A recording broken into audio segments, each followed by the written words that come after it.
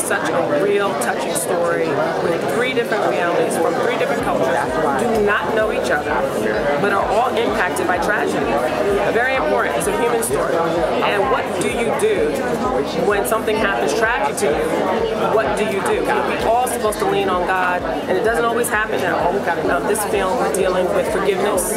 We're dealing with grace and mercy, because even in tragic situations, there's still mercy. It always can be worse. It always can be somebody else. And we're so happy to be here. We'll have our cast here tonight. The place is packed. We're over capacity. The place held 500, so they just added another 144 seats. I just went out there to take some photos of the crowd, and I'm just so happy, so blessed. Bishop Jakes has inspired me to even step out on faith and do this. Last year he spoke at the American Black Film Festival in 2016, and he talked to the young filmmakers about the importance of us serving an underserved community, which is the Christian audience. And I said to myself, I've been doing a lot of films for a lot of other people, for a lot less. I might as well do something for my own faith, and that's why we're here today. So thank you, and I hope you enjoy it when you see a question. Thank you.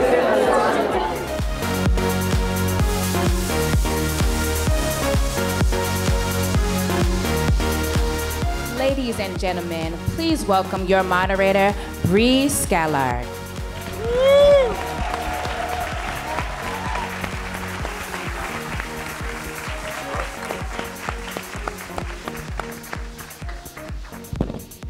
Hello, hello, hello. How are you? Hello. Hello.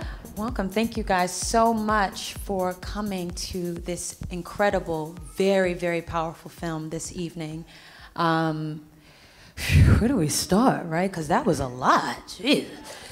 But thank you for that. Thank you for being so raw, being so candid about so many different topics. And so I think I have some questions for just about everybody on panel today. And then I am going to turn it over to the audience and get some questions or comments from you as well. Does that sound okay? All right, good, because that was the plan anyway. So, now, actors and actresses, you look so pretty, by the way. Just had to throw that in there. Thank you. When you guys first read the script, right, what was the first thing that came up for you? Did you relate? Were there any challenges that came up? Was there any resistance? Was there anything that you saw that you were like, oh, I don't know if I can do this. I don't know if I want to portray this. Or maybe you said, I relate to this and I can't wait to get into it. What came up for you guys? And whoever wants to answer first, that's fine. Well, I'll start calling out. Kim's gonna answer first because you look so pretty tonight. Thank you. Honestly, and thank you so much for your response to my performance. I'm very grateful. Thank you so much. And I have to say, for me, it honestly was a very selfish place. For me, I really read it as an actor, and I looked at that role and thought, oh my gosh, I could really sink my teeth into this role. And as an actor, you look for those opportunities, and they are not frequent sometimes.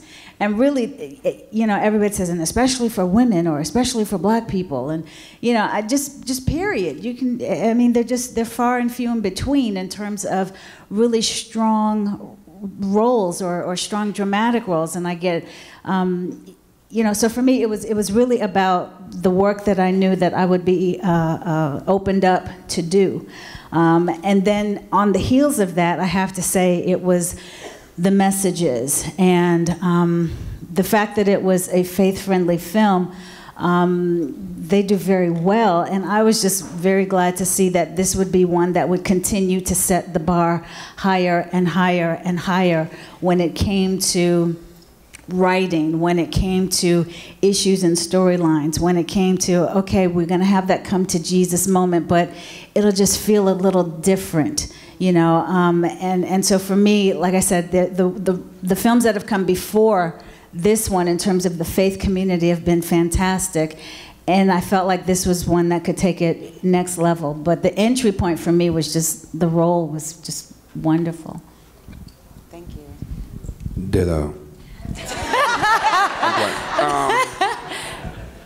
No, I've always been very interested in in being a part of a faith-based film. So when Angela approached me with this project, when I read it, I thought it was just a well-done piece, like Kim did say.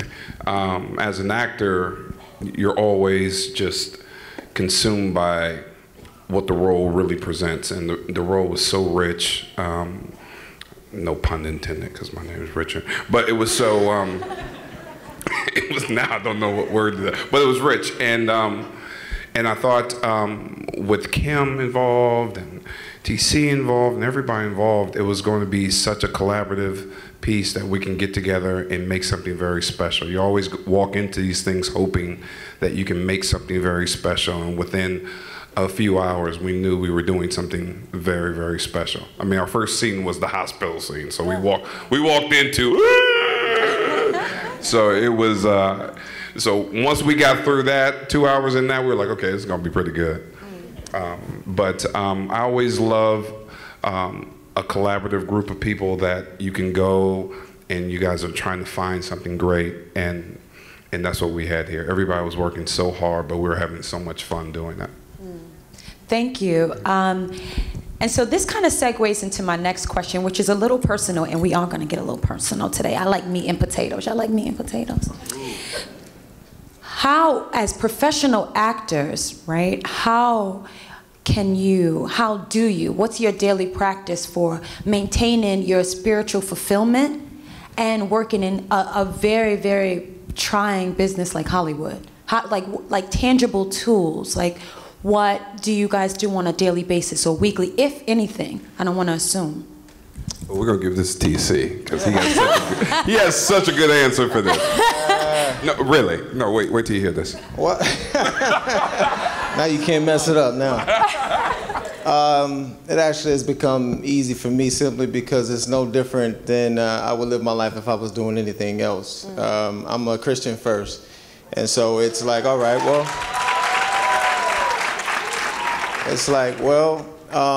somebody asked me to do a role, and then I immediately run it through the Lord. Like, is this something you can approve of? If he's looking through the lens, you know, before I say something, before I do something, can I imagine Jesus sitting next to me as my agent saying, yeah, I like what you said right there. I approve of that. You know, I approve of it. So I know, you know, he's not going to sit there and say, I approve of that bad language you're doing right now. I approve of this naked sex scene you're doing right now. I just know he wouldn't. So as I run my roles through him and I say, Lord, if you want me to do this role, you open the door. If you don't, you shut it. And they stay open when you want me to do it. They shut when they don't. And so, you know, you can't mess up in Hollywood because Hollywood doesn't pick your roles for you. God picks your roles for you. And so I told you it was good, didn't I? Didn't I? I told you it was good. Go ahead. Keep going, baby. It's real quiet down there. Then I gotta walk over to that side. Ladies, what's up? Oh no, I am a Christian also, and I pray every day, every single day. I'm not out of LA, so my practice is totally different. I have an everyday life that I have to deal with. And I do that on a daily basis. I call my daughter every day. I go to the grocery store. I get on the computer. I look for jobs. I go to the grocery store. My life is just average. And I give it to the Lord. And the Atlanta market is different, I think, than LA.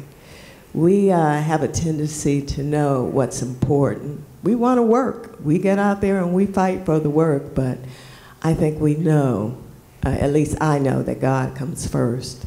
And then I go look for a job. I love that. Well, in my perspective, what I heard from these responses was a lot of accepting God's will for you.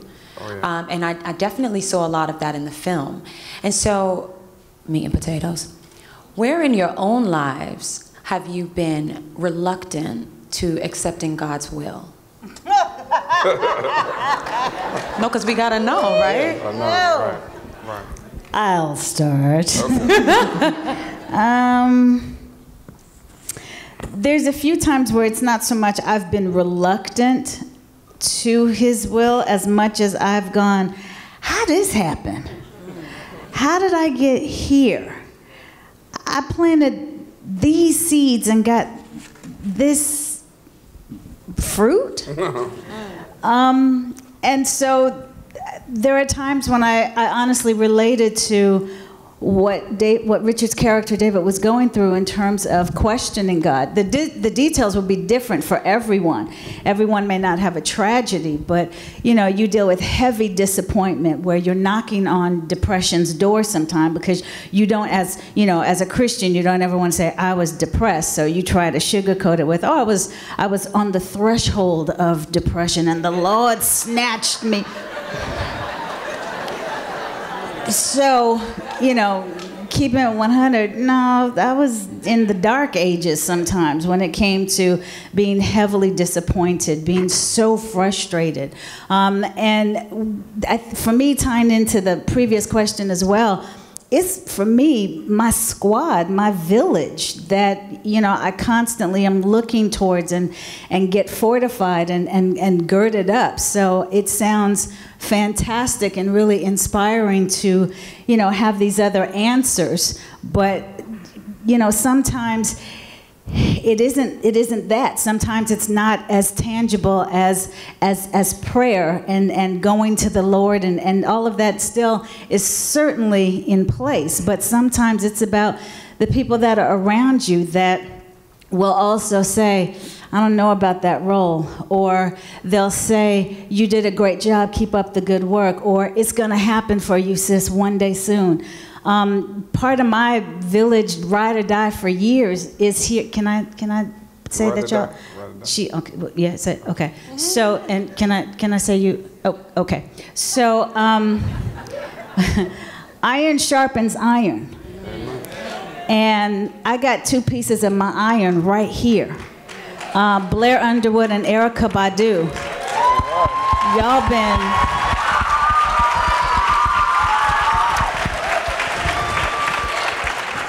And then there's a third piece of the iron right over there in Fred Hammond. So this way, when my book comes out November 14th, and you see their names, you're not surprised, because you'll go, well, yeah, she said that they were the iron. They're the glue sometimes. And so for me, being able to say, this is what's going on, and sometimes I don't know where God is right now. And so when you don't know where he is, he might be using your squad, your village, to say, I'm still right here. You just might need to see me or hear me or feel me in a different way.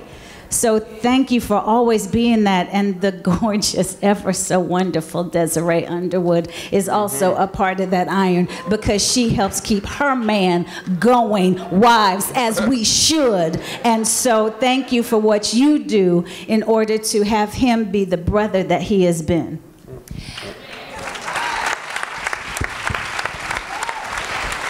And so what I saw portrayed in the film, and then piggybacking off of what you said, was service and support.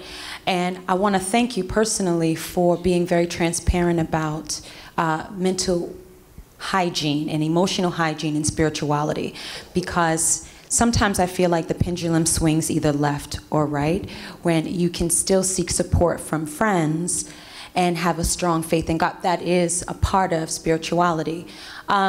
And so I still want to kind of hear what you guys have to say about God's will. I know when I'm not here, I teach yoga in prison, and there was a really great scene in prison, and it's very difficult to explain to inmates, especially young ones who made mistakes, that this is God's will for you. And so in times of adversity, where do you find God's will? I think it's different. I think it's different for everyone. I know how and when God speaks to me. It's right in the pit of my stomach. And when I do not listen, I know.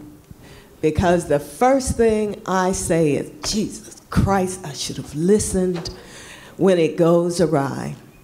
And when God wants something for me, and I hear it, And I feel it because I literally can feel it in the pit of my stomach, and I do something else, I pay for it one way or another. And I always end up saying, Jesus Christ, I should have listened. I should have listened to what God wanted for me, because it was right there for me. And because of that, and I think I was probably the oldest one on the set, I've learned over the years to just go with that feeling because it's God's will for me. I'll speak to it. God's will for me has become something that I 100% know that I can know. That it's not a mystery, it's not something that he hides, especially when you got scriptures like Matthew 7:21, where it says, not everyone who calls unto me and says, Lord, Lord, will enter the kingdom of heaven, but only those who do the will of the Father. So he don't set you up for that and then don't tell you what it is, because then he backs that up with a scripture, Psalms 139:16. He says, you saw me before I was born. Every day of my life was recorded in your book. Every moment was laid out before a single day had passed. And then you got scores of scripture that tells you, I'll give you anything you need according to my will, and it just continues to go on and on. So what I know for a fact is that he doesn't hide his will, and he doesn't hide his purposes. The thing he does is he doesn't always tell you how it's going to happen. That's the only thing that he keeps secretive. And the reason for that is if he told you everything, then you'd never operate by faith. Have to leave an element of faith. So the way I learned it was this way. I used to live by my common sense, and there's nothing wrong with that, but common sense becomes a common problem when you leave Jesus out of it. So here's what happened with me. I'll tell you, when I was playing professional football for 6 years, and that's what I wanted to do. That was my plan. It was positive and everything, but Satan will help you with your positive plan when it ain't God's will. There's two different things there. So I got into a car wreck. People always ask me, what's this P around your neck? This is nothing but a keychain from a car crash that I was in 7 years ago. And the P stands for purpose. And I do it just starts conversations. But what I tell people is that you got to decide if you believe God's will when it comes to Psalms 139:16. He said he planned your life. So he wrote the script to everybody's life. He knows it start to finish. Nothing surprises him. We just got to accept it. And so with that being said, like when it comes to roles that I take and auditions and all those things, even when I go to the auditions, according to I saw you before you were born, every day of my life was recorded in your book, every moment was laid out before a single day had passed, you don't even get to choose me. It's already written. I'm coming to this audition for the director to deliver a message that the Lord already wrote a long time ago.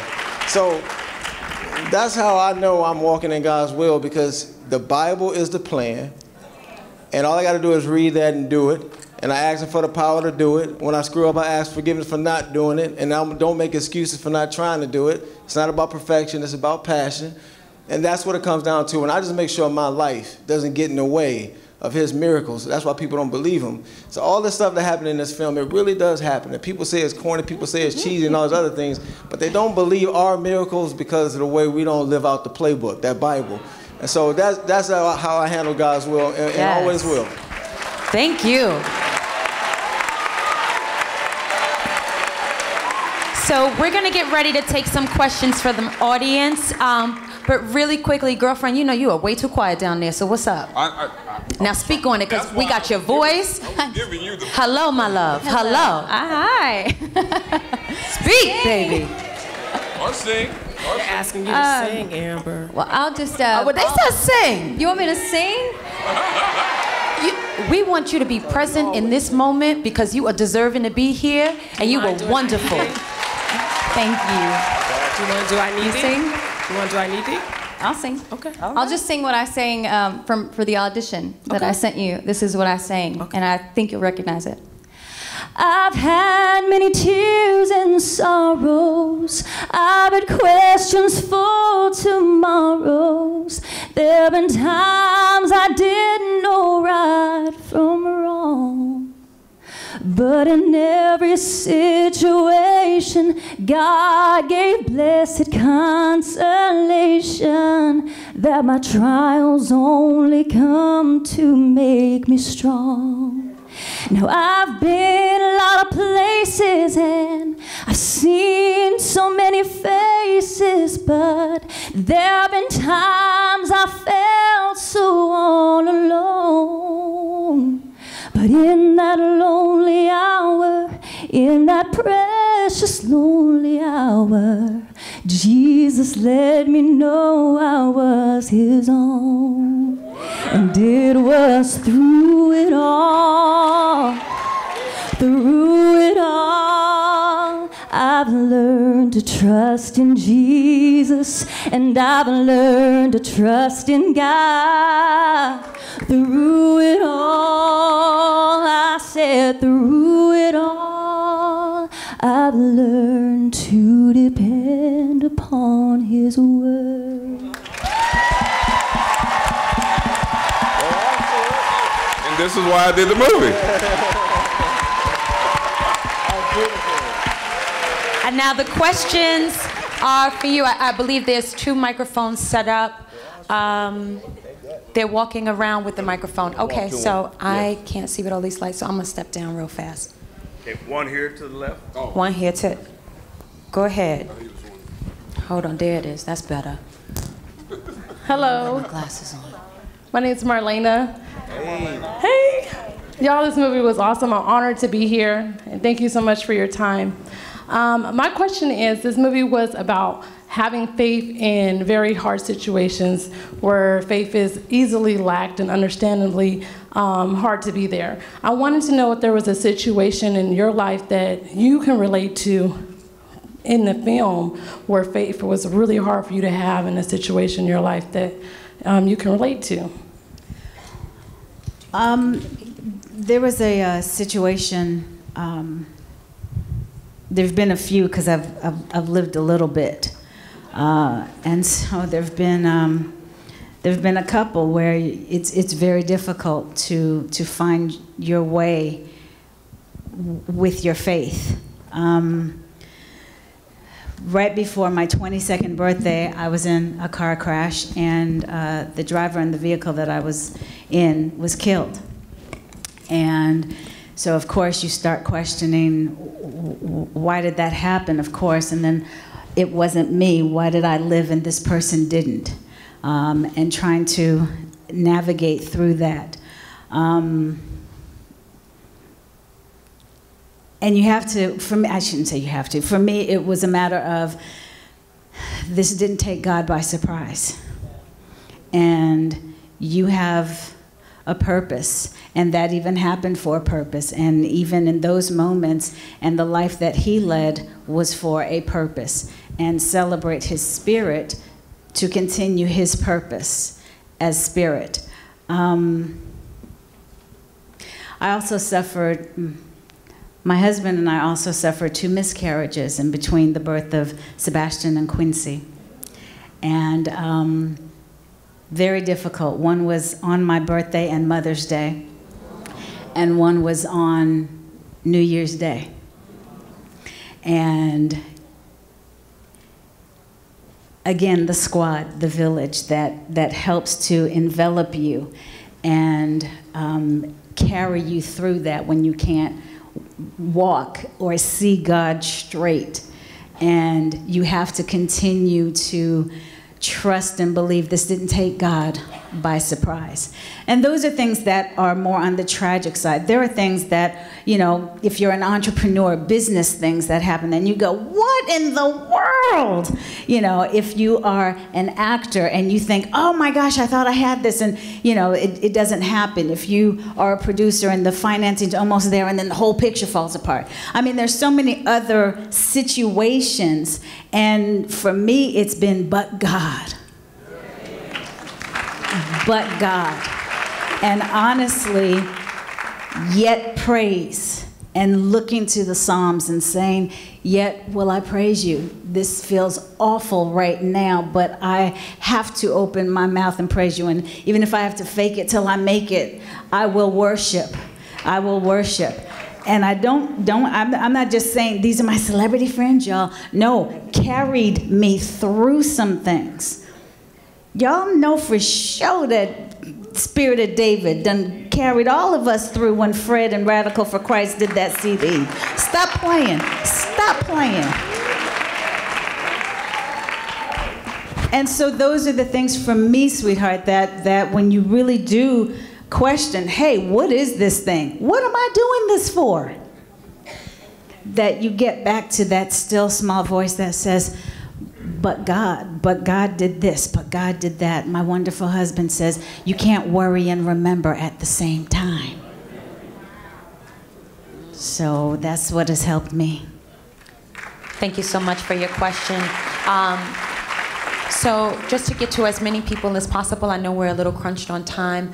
I asked in a very loving way to try to get directly to the question for the person that you need to speak to. And if we could only get one response from the panelists. I love you guys. I'm sorry. Go ahead.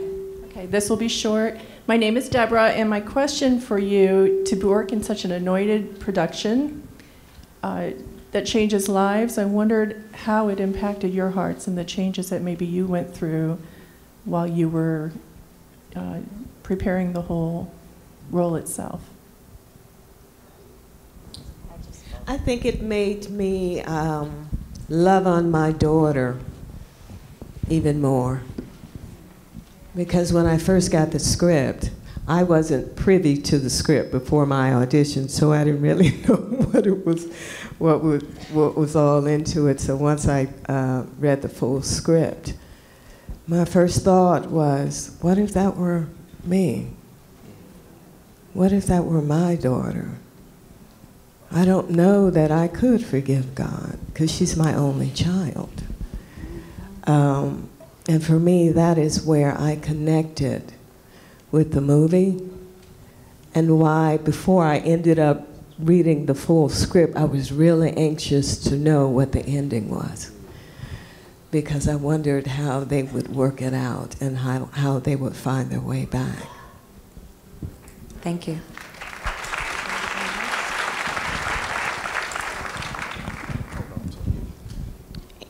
My name's Arthur. My question's for Mr. Jones. In the movie, we saw you play a minister. And so being a preacher and a pastor, I wanted to ask, where did you seek for your inspiration for that role? Wow, that's a good question. You know, there's a ton of great ministers I listen to, and I actually just kind of soak under them. But ultimately, it's just really just reading the Word. I love the Word of God, so it's something that I am desperate about, and I'm very I'm passionate about Jesus.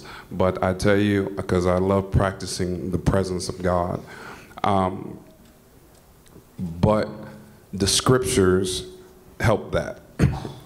So it's one of those things where when I got the script, the challenge for me was, okay, if we're going to pray on this, and we're going to, because I'm very different than David in the sense of, but then again, you know, I think we all go through the roller coaster of losing our way in the fact that we just take our eyes off Jesus. You know, we all can be Peter getting out the boat. So when something tragic happens, we just take our eyes off Jesus and we look at the wave.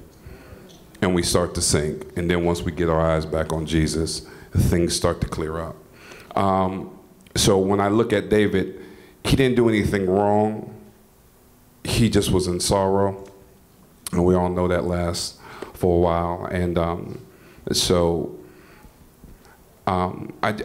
you know, I really just understood it because I read the scriptures, and I always try to relate a character that I'm doing to a Bible character. You know, they're all real people, and every character we play is from the Bible. We just got to find them.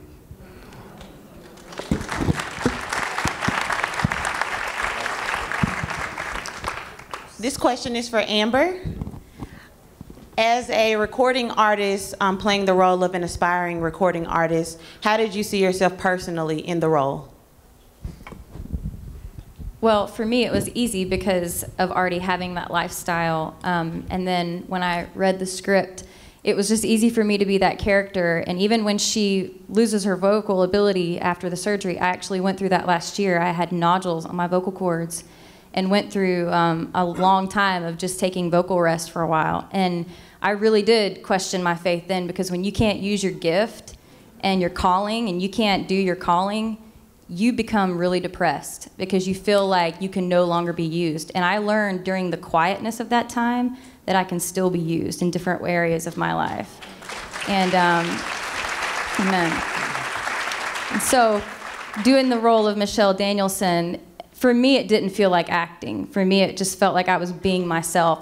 The depression that you see her character go through, I went through that. And then, you know, the joy of being able to sing again, I felt that as well. And the last scene in that film, we could all agree, I don't think any of us are acting. You could feel the Spirit of God during that scene. And I'm sure it was portrayed through that, so. Unfortunately, that is all the time that we have for questions from the audience, but I would love to just take this time to give another round of applause to all of our panelists, our actors, our directors, our production.